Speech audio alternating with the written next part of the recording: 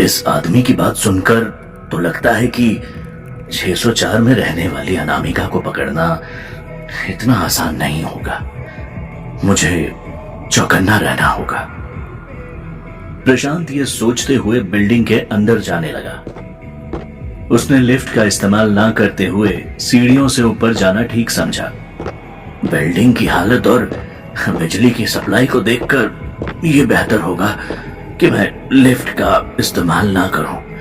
हालांकि मेरे बूढ़े शरीर में 6 फ्लोर तक चढ़ने की हिम्मत नहीं है, मगर दुर्घटना से देर भली। प्रशांत दबे पांव छठे माले पर पहुंच गया। जर्जर कॉरिडोर में कुछ देर चलने के बाद वो फ्लैट नंबर 604 तक पहुंचा। सबसे पहले उसने दरवाजे पर कान लगाकर अंदर की हलचल को सुनने की कोशिश की। लगता है घर में कोई नहीं है। अंदर से कोई आवाज नहीं आ रही, प्रशांत ने अपने आप से कहा। प्रशांत ने अपना हाथ दरवाजे के हैंडल पर रखा ही था कि अचानक उसे याद आया, बेहतर होगा कि मैं फायर एस्केप वाले रास्ते से घर के अंदर जाऊं। जरूर घर की खिड़की या बालकनी में घुसने का कोई और रास्ता होगा। प्रशांत ने अपने प्लान को बदला और छत पर चला गया। ऊपर से उतरकर नीचे जाऊंगा तो ये भी देख पाऊंगा कि घर के अंदर क्या हो रहा है, प्रशांत ने सोचा। प्रशांत ने देखा कि छत का तो नक्शा ही बदला हुआ था। ये छत है या किसी का खेत? इतनी बागवानी तो कोई घर के अंदर भी नहीं करता है। प्रशांत ने छत पर उगे हुए फल, फूल और सब्जियों को देखते हुए कहा। उस वक्त बारिश बहुत तेज हो रही थी। प्रशांत ने बारिश से बचने के लिए इधर उधर देखा तो उसे एक प्लास्टिक का थैला कोने में पड़ा मिला। उसने थैले को सिर पर बांध लिया। उसके बाद प्रशांत ने छत की रेलिंग से नीचे झांका। वहां पर कोई रास्ता या सीढ़ी नहीं थी। प्रशांत ने सोचा कि एक रस्सी के सहारे वो धीरे धीरे नीचे उतर सकता है, और वो रस्सी ढूंढने में लग गया। तभी प्रशांत को अंधेरे में कुछ अजीब सा दिखा। छत के कोने में कुछ हलचल हुई और 2 चमकीली बत्तियां दिखने लगी। हाँ, इस समय और इतनी तेज बारिश में छत पर कौन आया है, प्रशांत ने सोचा। फिर दबे पांव प्रशांत उस कोने की तरफ बढ़ने लगा। ये तो कोई कुत्ते या बिल्ली को बांधने का पट्टा और पिंजरा लगता है। पिंजरे के करीब पहुंचकर प्रशांत हैरान था। उसको अपनी आंखों पर विश्वास नहीं हो रहा था। हाँ? तुम कौन हो और तुम यहां पर क्यों बैठी हो? प्रशांत ने पिंजरे में बैठी हुई एक 5 वर्ष की छोटी लड़की से पूछा। तुम तो पूरी तरह से भीग गई हो, तुम्हें यहां पर किसने बंद किया? प्रशांत ने उस बच्ची से पूछा। उस लड़की की आंखें अभी भी चमक रही थी। वो प्रशांत को बस सहमी हुई घूर रही थी। उसने प्रशांत के किसी भी सवाल का जवाब नहीं दिया। अरे मुझे बताओ, तुम्हें यहां पर किसने बंद किया है? डरो मत, मैं पुलिस हूं, कोई तुम्हें कुछ नहीं कर पाएगा, प्रशांत ने कहा। मगर उस लड़की ने कोई जवाब नहीं दिया। तुम्हारे घर वाले कहां हैं? कहते हुए प्रशांत ने छत पर पड़े हुए एक तार से पिंजरे की कुंडी खोल दी। जैसे ही प्रशांत ने दरवाजा खोला, वो लड़की पिंजरे से बाहर निकली और दौड़ती हुई सीढ़ियों से नीचे चली गई। अरे अरे रुको, कहां भाग रही हो? प्रशांत ने उसका पीछा करने की कोशिश की, मगर वो लड़की अचानक ही गायब हो गई। वो सब इतनी जल्दी हो गया कि प्रशांत को यकीन नहीं हो रहा था कि उसने किसी इंसान को देखा था या भूत को। प्रशांत फिर से रस्सी ढूंढने में लग गया, लेकिन उसे छत पर कोई रस्सी नहीं मिली। उसे याद आया कि उसकी गाड़ी के अंदर एक रस्सी पड़ी थी। वो तुरंत नीचे गया और गाड़ी से रस्सी लेकर सीधे छत पर वापस आ गया। छत पर पहुंचते ही उसकी नजर फिर से उस पिंजरे पर पड़ी। अरे तुम्हें फिर से किसी ने यहां पर बंद कर दिया? प्रशांत उस बच्ची को वापस उस पिंजरे के अंदर देखकर हैरान था। ऐसा कौन आदमी हो सकता है जो इतनी नन्ही सी बच्ची को रात की बारिश में छत पर बंद कर देता है? प्रशांत ने गुस्से में सोचा। प्रशांत ने फिर से तार से पिंजरे की कुंडी खोली और दरवाजा खुलते ही लड़की फिर से भाग गई। इस बार प्रशांत ने पिंजरे को ध्यान से देखा। ये तो बहुत ही कमजोर पिंजरा है। मैं इस पिंजरे को ही तोड़ देता हूं, फिर इस लड़की को यहां कौन बंद करेगा? प्रशांत ने सोचा और पैर से मारकर उस पिंजरे को तोड़ दिया। जैसे ही प्रशांत ने पिंजरा तोड़ा, वैसे ही उसके पीछे से तेज रोने चिल्लाने की आवाज आने लगी। प्रशांत डरते हुए पीछे मुड़ा। अरे तुम रो क्यों रही हो? प्रशांत के पीछे वही 5 वर्षीय छोटी लड़की खड़ी थी। प्रशांत ने उस बच्ची को पकड़ने की कोशिश की, मगर वो अपना हाथ झटक कर प्रशांत से दूर हो गई। उसकी आंखों से आंसू बह रहे थे और वो तेज तेज चिल्लाकर रो रही थी। मुझे बताओ कि तुम्हें हुआ क्या है? प्रशांत ने बच्ची से पूछा। अरे तुम मुझे सुन पा रही हो ना? एक बार तो प्रशांत को लगा कि शायद वो बच्ची बहरी है। अगर मैं इसको देखता रहूंगा तो अपना काम कब करूंगा? विजय से बोलता हूं कि वो इस बच्ची के केस को देखे, प्रशांत ने सोचा। तभी अचानक प्रशांत को किसी के सीढ़ी चढ़ने की आवाज सुनाई। बच्ची के रोने की आवाज सुनकर शायद कोई ऊपर छत पर आ रहा था। अगले ही पल वहां पर एक बूढ़ी औरत आई। वो छोटी बच्ची दौड़ती हुई उस औरत के पास चली गई। इससे पहले प्रशांत कुछ कह पाता, उस औरत ने प्रशांत से पूछा, तुम कौन हो? मैं एक पुलिस ऑफिसर हूं, यहां एक केस के सिलसिले में आया हूं, मगर ये बच्ची कौन है? प्रशांत ने उस औरत से पूछा। ये बच्ची इसी बिल्डिंग में रहती है, इसका नाम गुड़िया है। कुछ समय पहले इसके माँ बाप का डिवोर्स हो गया था। इसकी माँ को मरे हुए बस कुछ ही दिन हुए हैं और इसके घर में कोई भी नहीं है। मैं इनकी पड़ोसी हूं। उस औरत ने बच्ची को पकड़ते हुए कहा, तो इसलिए तुम इस बच्ची को छत पर बंद कर देती हो? प्रशांत ने डांटते हुए उस औरत से पूछा। नहीं नहीं, तुम गलत समझ रहे हो, बूढ़ी औरत ने प्रशांत को जवाब दिया। ये खुद अपने आप को इस पिंजरे में बंद कर लेती है। ऐसा कैसे हो सकता है? तुम झूठ बोल रही हो ना? प्रशांत ने उस औरत को घूरते हुए कहा। मैं सच कह रही हूं। इसकी माँ उसको बहुत मारती थी और छत पर लाकर इस कुत्ते के पिंजरे में बंद कर देती थी। जब से इसकी माँ मरी है, तब से ये यही अपने आप को इस पिंजरे में बंद कर लेती है। मुझे पता नहीं क्यों। उस औरत ने हाथ जोड़कर प्रशांत से बोला।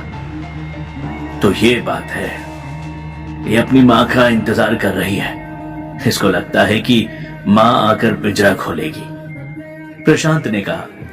और अब उसे पूरी बात समझ में आ गई थी। इसका बाप जेल में है और इसके किसी दूसरे रिश्तेदार की मुझे कोई खबर नहीं है। अगर कुछ दिनों तक इस बच्ची को देखने वाला कोई नहीं आया तो इसे अनाथालय भेजना पड़ेगा, औरत ने बोला। इसकी माँ की मौत कैसे हुई? प्रशांत ने पूछा। प्रशांत का सवाल सुनकर वो बूढ़ी औरत थोड़ा सा हिचकिचाई और फिर उसने लड़की के सर पर हाथ रखा और कहा, गुड़िया, तुम घर में नीचे जाओ, मैं अभी आती हूं। उस छोटी बच्ची ने टूटे हुए पिंजरे की तरफ देखा और आंखों में आंसू लेकर नीचे चली गई। ये पूरी घटना देखकर प्रशांत ने कहा, समझ गया। क्या ये बच्ची और उसकी माँ फ्लैट नंबर 604 में रहती थी? उस औरत ने अपना सर हाँ में हिलाया और कहा, तुम्हें कैसे पता? वैसे सच बताऊं तो 604 में रहने वाली औरत मुझे बहुत ही अजीब लगती थी। उसको दिन में कभी भी बाहर निकलते हुए नहीं देखा और रात में जब भी वो बाहर निकलती तो हमेशा काले कपड़े पहने होती थी। सुबह होने से पहले वो घर वापस आ जाती थी। प्रशांत ने अपने फोन पर अनामिका का फोटो उस औरत को दिखाते हुए पूछा, क्या वो ऐसी दिखती थी? मुझे नहीं पता, मैंने उसे कभी नहीं देखा।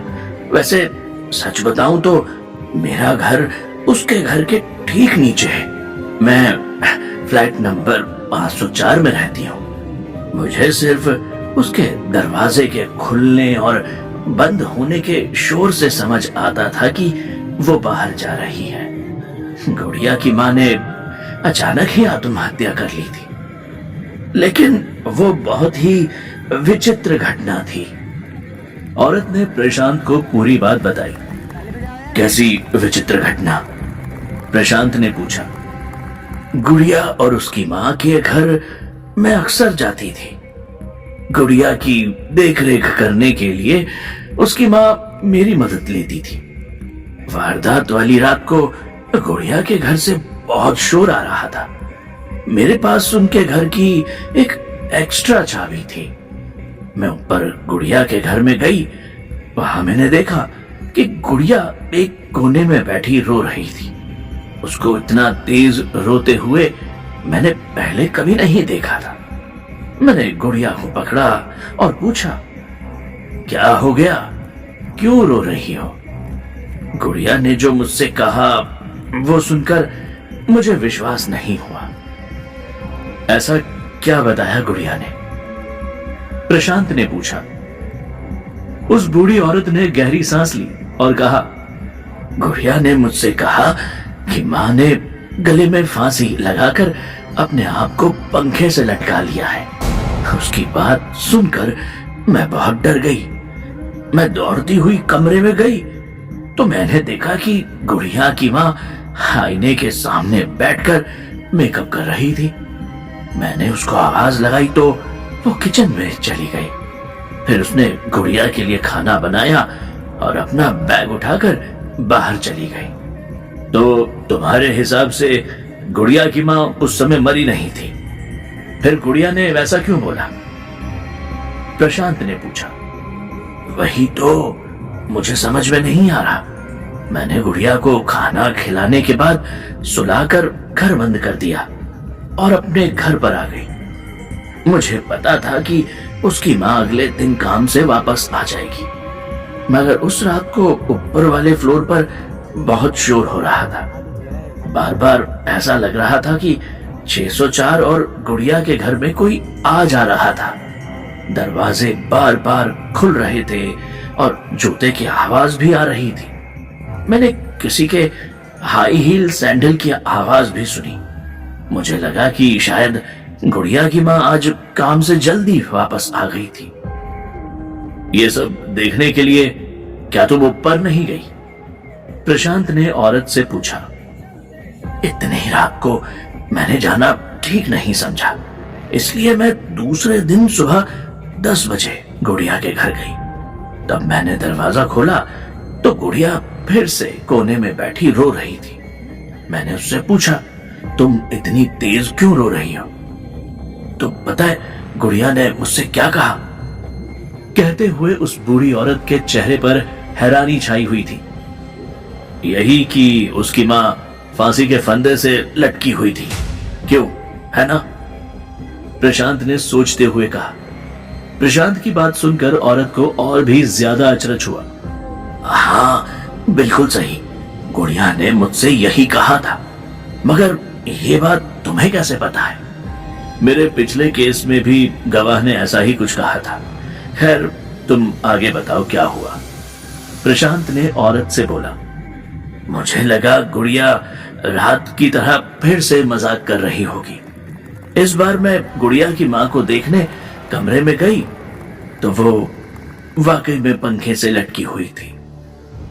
ये सब देखकर मैं इतना डर गई कि मैंने तुरंत पुलिस को फोन किया। पुलिस ने आकर तहकीकात की। मैंने पुलिस को भी ये पूरा किस्सा सुनाया था, मगर वो मेरी बात को मान ही नहीं रहे थे। पुलिस का कहना था कि गुड़िया की मां की मृत्यु रात 12 बजे के करीब हो चुकी थी। ऐसा कैसे संभव है? उस औरत ने प्रशांत से पूछा।